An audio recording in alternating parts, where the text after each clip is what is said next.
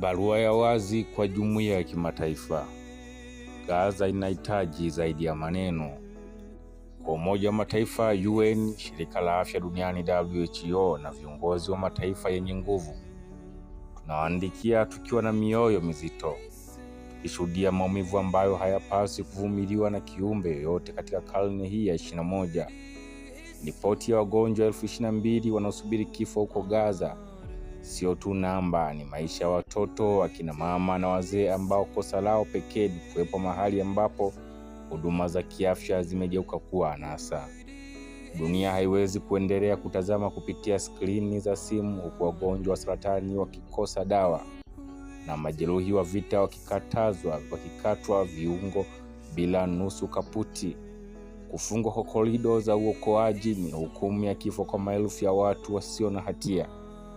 Tunadai kufunguliwa kwa dharura kwa njia zote za kuhamisha wagonjwa wenye hali mbaya kwenda kupata matibabu nje ya nchi.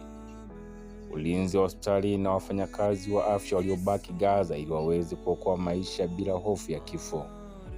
Msaada wa haraka wa dawa na nishati kuzuia hospitali zilizobaki zisizime mitambo ya kuokoa maisha. Historia inatuhukumu sote kwa ukimya wetu. Maisha ya mtu wa Gaza yana thamani sawa na maisha ya mtu yoyote duniani. Usitupoteze muda. Wagonjwa 22,000 hawana muda wa kusubiri diplomasia ndefu. Wanahitaji vitendo siku ya leo. Imetiwa saini na watu wenye utu duniani kote.